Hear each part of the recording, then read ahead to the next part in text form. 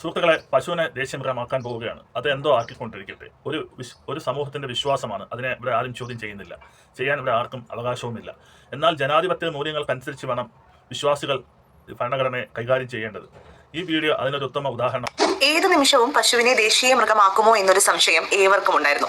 ഇപ്പോഴിതാ പശുവിനെ ദേശീയ മൃഗമായി പ്രഖ്യാപിക്കാൻ കേന്ദ്ര സർക്കാരിന് നിർദ്ദേശം നൽകണമെന്നാവശ്യപ്പെട്ട് സുപ്രീം കോടതിക്ക് ഹർജി സമർപ്പിച്ചിരിക്കുകയാണ് ഒരു സംഘടന. പക്ഷേ ഹർജി സുപ്രീം കോടതി തള്ളുക മാത്രമല്ല പിഴ അടയ്ക്കാനും ഉത്തരവിട്ടു.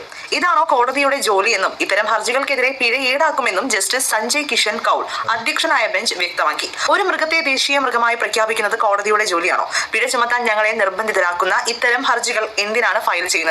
ഏത് മൗലിക അവകാശമാണ് ഇവിടെ ലംഘിക്കപ്പെടുന്നത് എന്ന ചോദ്യങ്ങളാണ് കോടതി പ്രധാനമായും ചോദിച്ചത്. പശു സംരക്ഷിക്കപ്പെടേണ്ട മൃഗമാണെന്നും കേന്ദ്ര സർക്കാർ പശുവിന് പ്രാധാന്യം നൽകുന്നുണ്ടെന്നും ഹർജിക്കാരന്റെ അഭിഭാഷകൻ കോടതിയിൽ അറിയിച്ചു. കോടതിയുടെ വിമർശനത്തിന് പിന്നാലെ ഹർജി പിൻവലിക്കുകയും ചെയ്തു. ഈ പശു വിശ്വാസ സംരക്ഷണത്തിന്റെ ഭാഗമായ ഒരു മൃഗമാണെങ്കിൽ അല്ലെങ്കിൽ ഒരു ഗോമാതാവ് ആണെങ്കിൽ അതെങ്ങനെ GCC കൺട്രികളിൽ അൽക്കബീർ എന്ന പേരിൽ എത്തുന്നു? അതിന് വ്യക്തമായ ഒരു തെളിവുമായാണ് ഈ വീഡിയോ ഞാൻ ഇന്ന് നിങ്ങൾക്ക് സമർപ്പിക്കുന്നത്. കണ്ടു നോക്കാം. സുഹൃത്തുക്കളെ, ഇത് GCCയിലെ ലുലു നെസ്റ്റ പോലുള്ള സ്ഥാപനത്തിൽ വിൽക്കുന്ന പശു ഇറച്ചിയാണ്. Frozen boneless മീറ്റാണ്. ഇത് എല്ലില്ലാത്ത ഇറച്ചിയാണ്. 19.95 ഇതിൻ്റെ വില. മുമ്പ് 25 റിയാലായിരുന്നു. ഇപ്പോൾ ആരും എടുക്കാതെ വന്നപ്പോൾ അത് 19.95 ഓഫർ വിൽക്കുകയാണ്. ഹലാൽ എന്ന് വ്യക്തമായി എഴുതിയിട്ടുണ്ട്. ഈ ഹലാൽ കട്ടിംഗ് എന്നാണ് എഴുതിയിരിക്കുന്നത്.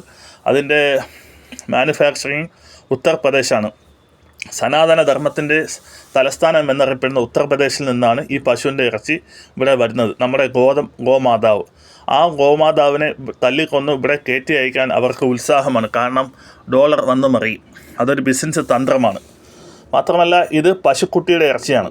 അത് നമ്മുടെ സനാതന ധർമ്മത്തിൻ്റെ തലസ്ഥാനം എന്നറിയപ്പെടുന്ന ഉത്തർപ്രദേശിൽ നിന്നാണ് വരുന്നത്. അത് ഹലാൽ കട്ടിംഗ് ആണ്. സ്ലട്ടർ ഫോർ ഹലാൽ എന്നാണ് അതിൽ വ്യക്തമായി എഴുതിയിരിക്കുന്നത്. ഇതിനൊന്നും ഒരു പ്രശ്നവുമില്ല. ഇന്ത്യക്കാർക്ക് ഇന്ത്യയിൽ ബീഫ് കഴിക്കുന്നതാണ് വിഷയം. പക്ഷേ പുറം നാടുകളിൽ പോയി കഴിക്കാം.